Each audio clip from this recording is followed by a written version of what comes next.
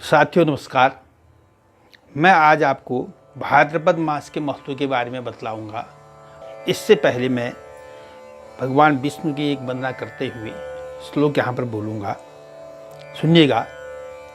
अनेक बाहोदर वक्त्र नेत्रम पश्यामि त्वां सर्वतो अनंत रूपम नान्तं न मध्यं न पुनस्तवादिं पश्यामि विश्वेश्वर विश्वरूपं पश्यामि विश्वेश्वर विश्वरूपम। साथियों, इससे पहले मैंने आपको श्रावण मास के बारे में बतलाया था। श्रावण मास में जो है विशेषकर शिव की आराधना, उपासना, पार्थिव पूजन करना, यह सारा काम उसमें किया जाता है। भाद्रपद मास जो है यह चातुर्मास का दूसरा मास कहा गया है, दूसरा महीना यह है। और जिस प्रकार से सावन के महीने में रिमझिम बारिश होती है और वह बारिश जो है पृथ्वी के अंतःकरण तक भिगा देता है, यानी पृथ्वी को अपने जल से पूरा सिंचित कर देता है, इसी प्रकार से हमारे ऊपर यह घटित होता है कि हमें भी सावन के महीने में या भाद्रपद के महीने में हमारा जीवन भी भक्ति के द्वारा अंतःकरण तक जो है हम भक्ति से परिपूर्ण हो जाए, यह संदेश हमको इससे मिलता है। और जितनी ज़्यादा भक्ति हम में आएगी तो स्वतः ही हम में ये तीन गुण आ जाएंगे। नंबर एक, हम में विनम्रता आ जाएगी, और समत्व और अपनत्व, ये तीन चीज़ें हम में अपने स्वतः ही आ जाएंगी, यानी हमारा जो अहंकार है वह समाप्त हो जाएगा। इसके बाद भाद्रपद मास के बारे में आता है कि भाद्रपद मास में बारिश जो है बहुत तेज होती है, एकदम तेज बौछारें उसमें आती हैं और वो पानी एकदम बह जाता है।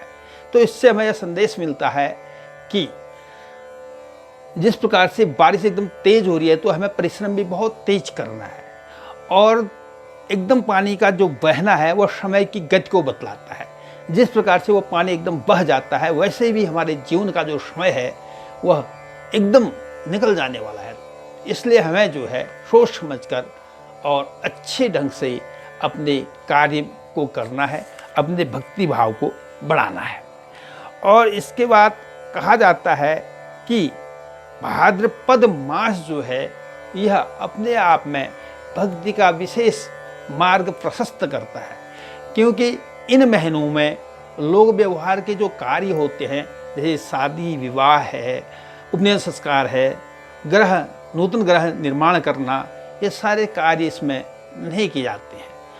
तो इसमें केवल भक्ति मार्ग, जप है, तप है, दान है, व्रत हैं, गंगा स्नान है, ये सारी चीज़ें इसको इस महीने में करने होते हैं।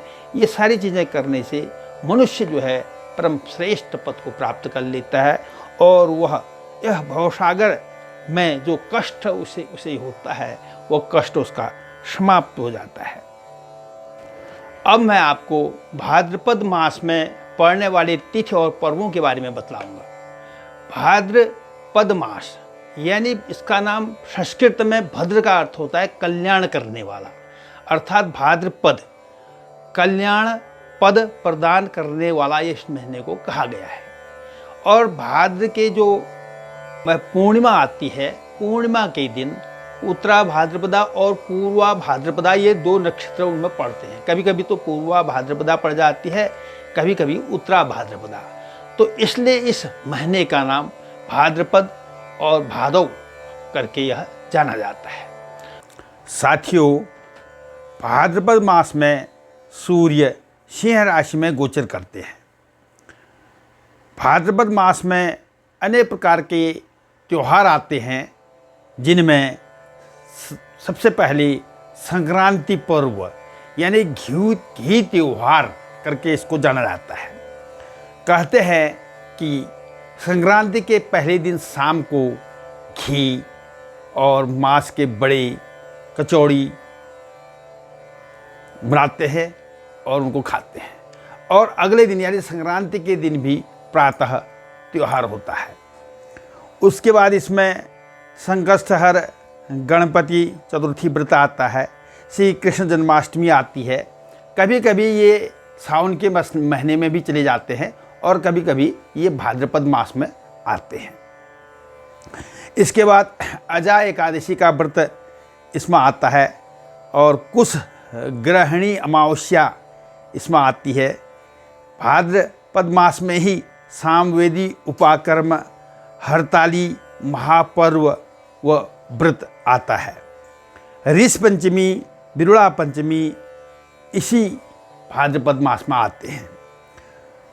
अमुक्ताभरण सप्तमी, नंदाष्टमी, राधाष्टमी, दुर्वाष्टमी यानी 7 और 8 के जो पर्व हैं, व्रत हैं, इसी महीने में आते हैं। इसके बाद इसमें पार्श परिवर्तनी एकादशी का व्रत आता है, वामन द्वादशी, अनंत चतुर्दशी, भाद्री पूर्णिमासी, कभी कभी 16 श्राद्ध कुछ इस महीने में और कुछ असौच के महीने में होते हैं।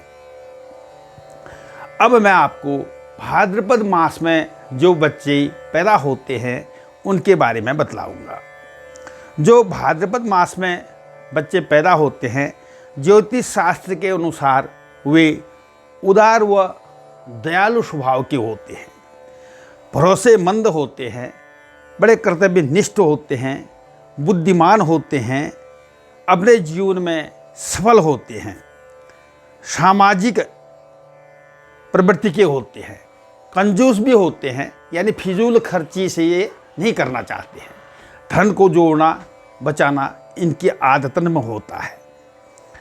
और कभी कभी ये सनकी मिजाज के भी होते हैं और इनकी जो भाद्रपद मास में जातक उत्पन्न होते हैं उनका विवाह भी जल्दी होता है और इनका जो भाग्योदय है वो 22 वर्ष की आयु के बाद इनका भाग्योदय होना शुरू हो जाता है। वैसे यह ध्यान रखने वाली बात है कि सामान्य स्वभाव हर व्यक्ति में भिन्न भिन्न हुआ करता है। किसी व्यक्ति का स्वभाव और भविष्य कई कारकों पर निर्भर करता है, जैसे कि उसका जन्म तिथि है, जन्म नक्षत्र है, राशि है और ग्रहों की क्या क्या कैसी कैसी स्थितियां हैं, इसके आधार पर पूरा निर्णय किया जा सकता है। तो साथियों, मैंने आपको भाद्रपद मास का महत्व बतलाया और भाद्रपद मास में उत्पन्न होने वाले जातकों के बारे में बतलाया। इसके बाद मैं अगली वीडियो में भाद्रपद मास के तिथि पर्व व्रत ये लेकर के आपके सामने उपस्थित होऊंगा। इसी के साथ मैं भाद्रपद मास के महात्म्य को समाप्त करता हूँ। धन्यवाद। ओम नमो भगवते वासुदेवाय।